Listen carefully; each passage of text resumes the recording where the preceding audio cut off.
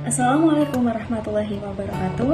Halo semua, jadi kita akan memasuki tahun pemilu 2024. Sebentar lagi kan akan diadakan pada bulan Februari 2024 yang kira-kira akan dilaksanakan pemilunya pada tanggal 14 sampai 15 Februari 2024. Pada video kali ini kan sudah banyak diketahui bahwa sekarang sudah banyak beredar berita-berita kampanye mengenai calon-calon kandidat dari presiden dan wakil presiden. Maka dari itu di video ini saya akan membahas sedikit tentang bagaimana sih sebagai public relation atau humas untuk menyampaikan hal-hal penting yang perlu dilakukan dan informasi yang perlu terkait pemilu ini kepada publik secara eksternal maupun internal.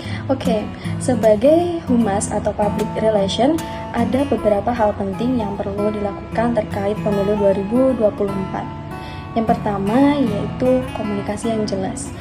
Untuk mengkomunikasikan informasi dengan jelas terkait jadwal pemilunya, prosesnya, dan pentingnya partisipasi masyarakat dalam pemilihan kepada publik internal dan eksternal dengan cara yang jelas dan mudah dipahami, misalkan dengan memanfaatkan sosial media.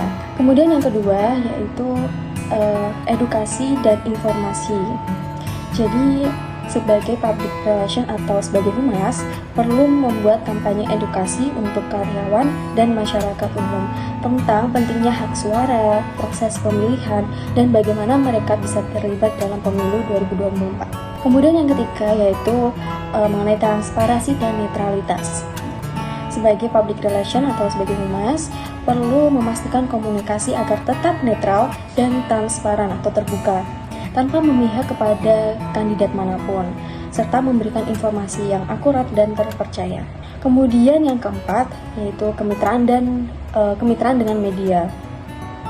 Dengan kemitraan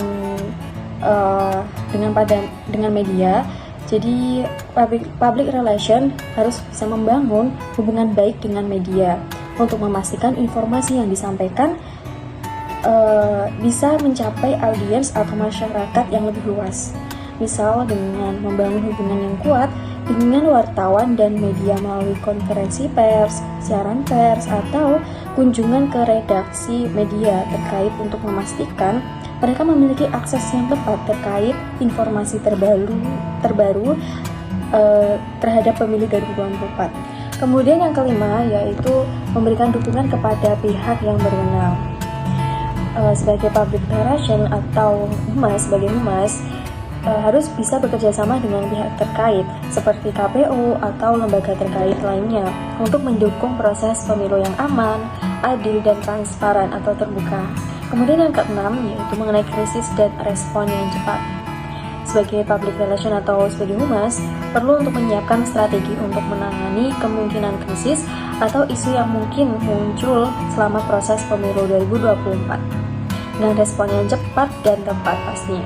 Misalkan dengan menyiapkan materi komunikasi untuk menjawab pertanyaan yang umumnya muncul terkait ketidakpastian atau isu-isu yang berkembang selama proses pemilu 2024. Kemudian yang ketujuh yaitu monitoring dan evaluasi.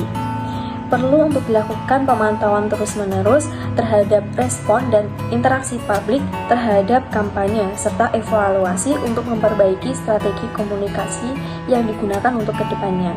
Misalkan dengan memantau melalui interaksi di media sosial, kemudian bagaimana feedback mereka atas pemilu 2024 ini, dan atau berapa jumlah partisipasi yang hadir dalam kampanye pemilunya. Dari ketujuh poin yang sudah disebutkan tadi, tapi yang paling penting adalah yaitu untuk memastikan komunikasi yang efektif dan membangun pemahaman yang baik tentang proses pemilu adalah kunci dalam peran sebagai humas atau public relation.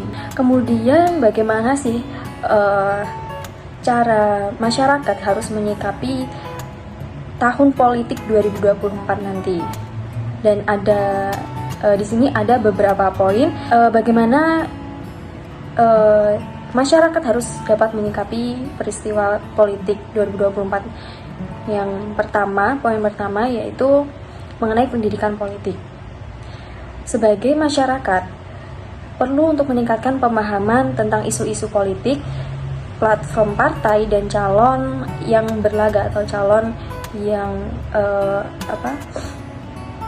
yang sebagai kandidat presiden maupun wakil presiden tersebut. Dan ini akan membantu masyarakat untuk membuat keputusan yang lebih terinformasi saat memilih nanti.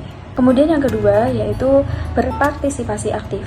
Sebagai masyarakat harus menggunakan hak suara dengan bertanggung jawab, mendaftar sebagai pemilih dan memilih kandidat yang mewakili nilai-nilai dan visi yang diinginkan setiap masyarakat. Kemudian yang ketiga yang harus dilakukan yaitu dialog dan diskusi.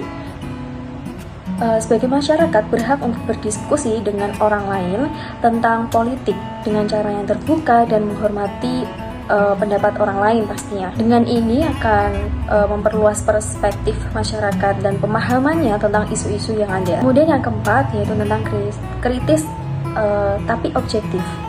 Jadi sebagai masyarakat harus bisa mengevaluasi informasi dengan kritis, memverifikasi sumbernya, dan menghindari tersebarluaskannya informasi palsu atau yang provokatif. Jadi tetap objektif gitu dalam menilai kandidat dan platform politik. Kemudian yang kelima yaitu mendukung proses demokrasi. Sebagai masyarakat perlu untuk menghormati hasil pemilihan, terima perbedaan pendapat, dan terlibat dalam kegiatan yang memperkuat lembaga-lembaga demokrasi seperti pemantauan pemilu atau diskusi masyarakat. Kemudian yang keenam yaitu menjaga keharmonisan. Di dalam politik seringkali memicu perpecahan. Jadi sebagai masyarakat harus tetap menjaga hubungan baik dengan orang-orang di sekitar meskipun memiliki pandangan politik yang berbeda. Jadi selain keenam poin tadi, hal yang paling penting adalah sebagai masyarakat harus menyikapi tahun politik 2024 ini adalah dengan cara yang bijaksana dan bertanggung jawab. Adalah kunci untuk memastikan proses demokrasi berjalan dengan baik dan masyarakat terlibat secara positif dalam pengambilan keputusan politik. Jadi sedikit membahas mengenai bagaimana sebagai public relation untuk menyebarkan informasi kepada masyarakat secara internal maupun eksternal, dan bagaimana masyarakat menyikapi tahun politik 2024. Hanya itu yang bisa saya bahas. Selanjutnya terima kasih apabila ada salah dan mungkin kesalahan dalam berbicara saya atau kurangnya informasi yang kurang jelas, saya mohon maaf. Assalamualaikum warahmatullahi wabarakatuh.